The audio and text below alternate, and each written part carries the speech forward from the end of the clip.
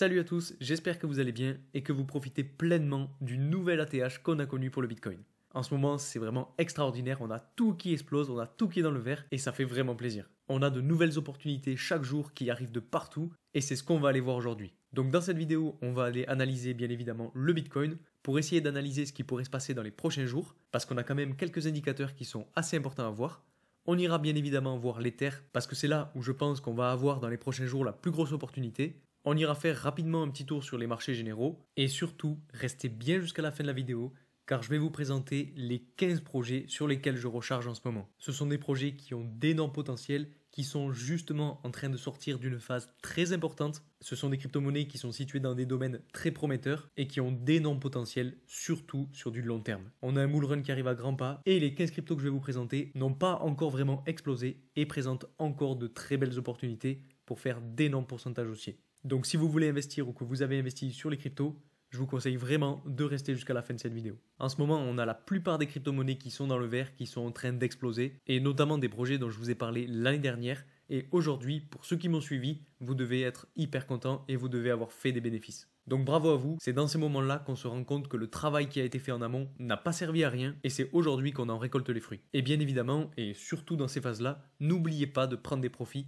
parce que c'est vraiment le plus important. Prendre des profits dans un premier temps, ça vous permettra de sécuriser vos gains.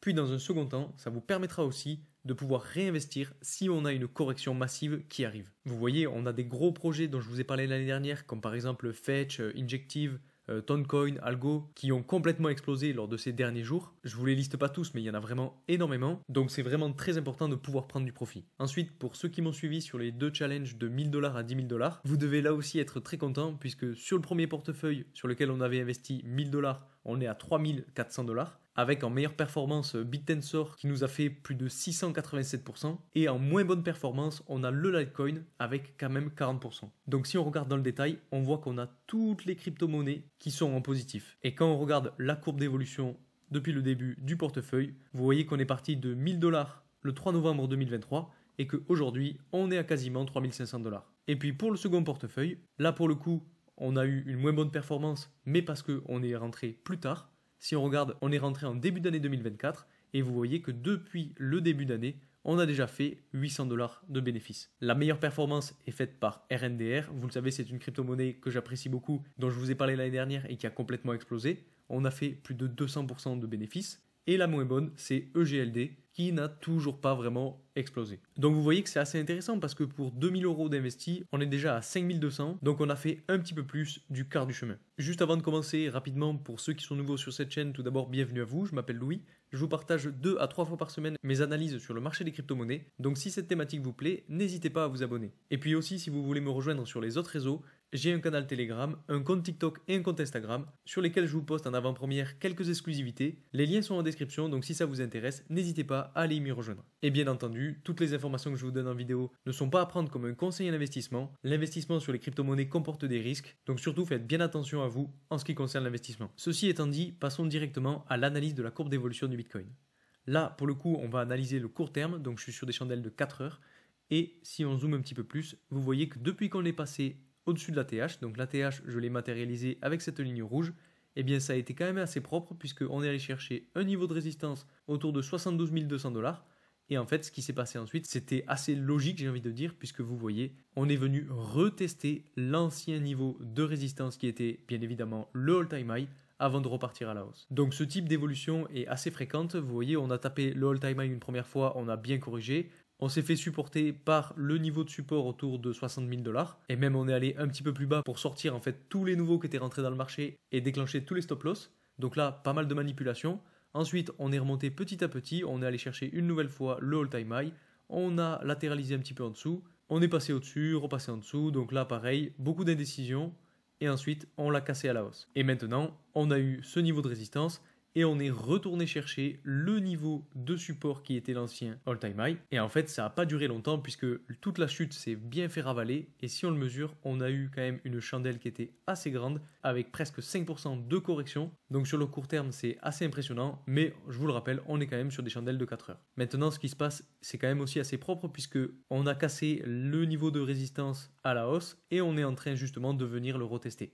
Alors encore une fois, on est sur des chandelles de 4 heures, donc à voir sur du journalier comment ça va se passer. Mais en tout cas pour du 4 heures, c'est assez intéressant puisque quand on reteste, normalement, on a du rebond là-dessus. Et donc en parlant des chandelles journalières, on va aller voir ce qui se passe. Donc là, pour le coup, je ne sais pas si vous vous souvenez, mais je vous avais parlé de ce niveau de résistance et de support maintenant qui était matérialisé par cette tendance haussière en blanc. Donc en fait, je vous disais qu'on avait une espèce de triangle qui pouvait se former donc entre ce niveau de résistance et cette ligne de tendance.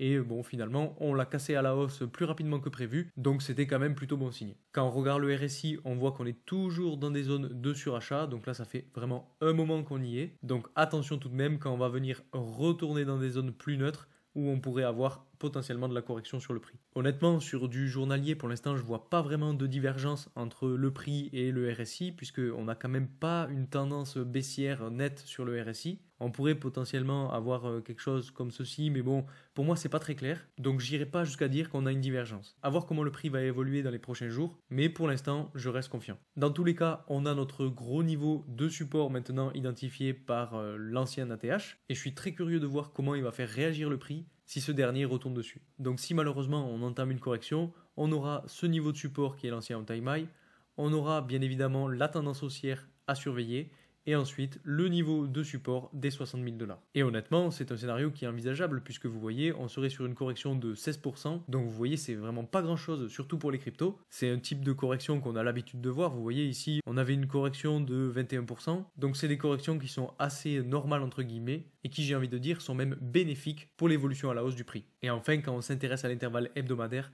là vous voyez, c'est exceptionnel. On a vraiment complètement explosé. On a une succession de chandelles vertes qui est vraiment énorme. Et honnêtement, ça fait vraiment penser à ce qui s'est passé juste ici. On a une succession de chandelles qui est assez parabolique. On monte très fort vers le haut. Donc honnêtement, ça peut faire un peu peur. Mais bon, quand on dézoome un peu plus, vous voyez que notre objectif est sur cette tendance haussière. Donc on a quand même encore pas mal de marge avant d'y arriver. Donc selon moi, il nous reste encore de beaux jours à venir. Bien entendu, comme je vous le disais, on va sûrement avoir de la correction. Pour moi, c'est inévitable. Surtout qu'en plus, quand on regarde le RSI, vous voyez qu'on est quand même très haut sur le RSI. On est quasiment sur des sommets qu'on a connus lors des précédents bull runs. Donc il se pourrait que le marché vienne à corriger un jour ou l'autre. Mais bon, tout ça c'est pour le Bitcoin. Maintenant, ce qui va nous intéresser plus particulièrement, c'est l'Ether et les autres altcoins. Et justement, pour ce qui est de l'Ether, si on regarde sur un intervalle journalier, vous voyez qu'on est venu chercher un niveau de résistance juste ici autour de 4 000 $ et qu'on est un petit peu en train de se faire rejeter. Donc si on continue à avoir beaucoup de force acheteuse autour de cette crypto-monnaie, on risque de ne pas avoir une correction qui soit très forte. Mais par contre, si tout se calme un petit peu,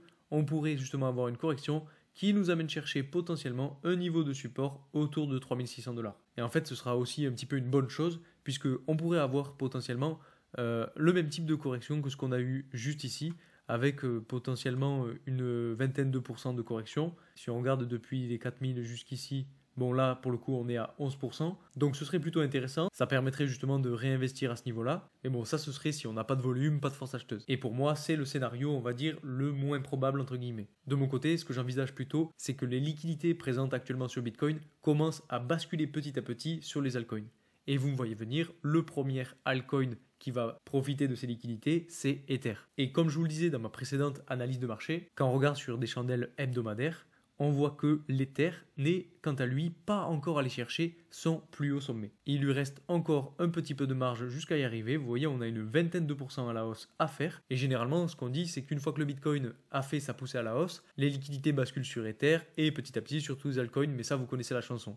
Et donc, Ether, actuellement, pourrait profiter justement de ces liquidités et donc continuer sa poussée à la hausse jusqu'à atteindre petit à petit des nouveaux sommets. Alors, honnêtement, quand on regarde ce graphique, on voit quand même que là, on est ultra parabolique. Pour le coup, vous voyez qu'en quelques semaines, on a vraiment fait une explosion à la hausse. On a pris 60% en 4 ou 5 semaines. Donc, c'était vraiment magnifique à voir. Et tous ceux qui ont charbonné l'année dernière à ce niveau-là et qui ont investi des grosses sommes à ce niveau-là, vous devez être très très contents et très fiers d'avoir tenu le coup. C'est un petit peu ce que je vous disais tout au long de l'année 2023. On est dans une phase d'accumulation, on en profite, c'est les soldes et on sera content lors du prochain bull run.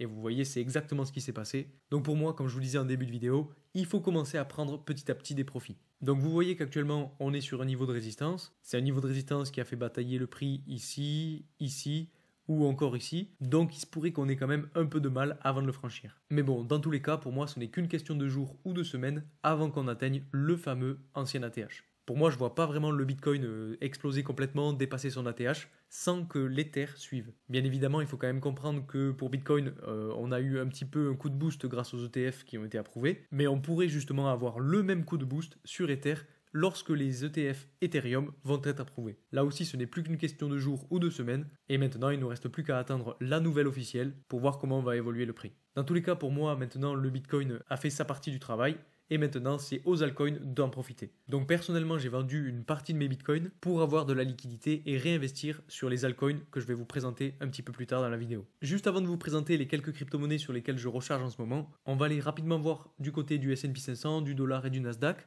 Donc pour le S&P, vous voyez qu'on est toujours sur des all-time high. Pour le Nasdaq, c'est la même chose, on a cassé le all-time high juste ici et on est en train de faire de nouveaux sommets.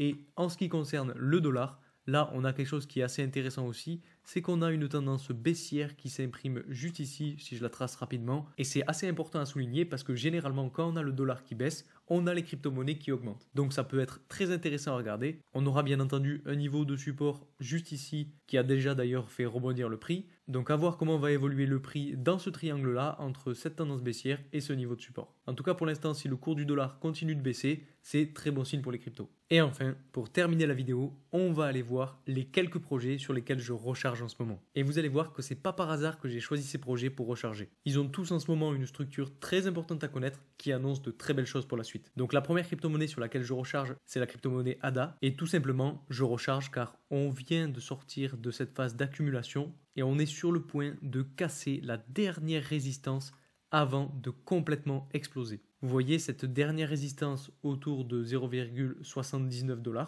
est une résistance très importante puisque dans le bear market, c'était un niveau de support qui a été très important, qui a fait rebondir le prix avant qu'il rechute. Donc si on arrive à casser à la hausse cette résistance, à venir la retester, alors ça peut vraiment être très très propre et ça peut nous amener très haut. Et pour le coup, ma prochaine target, elle sera au niveau des 1,5$. La seconde crypto-monnaie qui a un petit peu le même format, c'est la crypto-monnaie Avalanche et son jeton AVAX. Là aussi, on est en train de sortir de cet énorme niveau de résistance autour de 51$. Et je me positionne dessus parce que si on arrive à le casser à la hausse, alors là, pour le coup, ça peut vraiment être très très propre.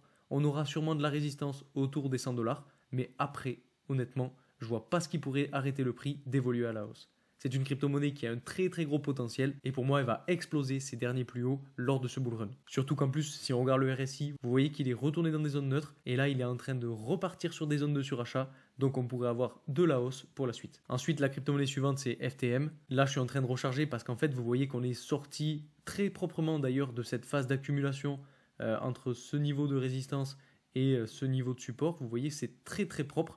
On a 2 à 3 chandelles qui sont sorties dans le vert. Et en fait, le prochain niveau de résistance se situe autour de 1,65$. Et jusqu'à là, on aurait une évolution à la hausse de plus de 100%. Donc je recharge sur cette crypto-monnaie-là, notamment parce qu'on est sorti de cette phase d'accumulation. Pour continuer, on a la crypto-monnaie Algorand. Là, selon moi, on n'est pas forcément encore sorti de la phase d'accumulation. On a toujours un niveau de résistance juste ici autour de 0,5$, qui pourrait être important. Mais pour le coup, c'est une crypto-monnaie dans laquelle je crois personnellement. Et pour le prochain bull run, ma première target se situera autour de 1,5$. Alors je ne vous cache pas qu'il y aura du boulot parce qu'on a une résistance ici, on aura une résistance ici autour de 0,8$. Et ensuite, on arrivera sur un point de résistance assez puissant et c'est là où il faudra prendre des profits. Ensuite, je recharge aussi sur Hedera. Là, c'est pareil, un petit peu comme FTM. On est sorti justement de cette phase d'accumulation entre ces deux lignes de résistance et de support. Et ma prochaine target, en tout cas pour ce prix, c'est le niveau des 0,26$. Et bien évidemment, si on arrive à le casser à la hausse, le niveau suivant sera autour de 0,45$. Si on arrive jusqu'ici, on aura fait dans un premier temps 100%.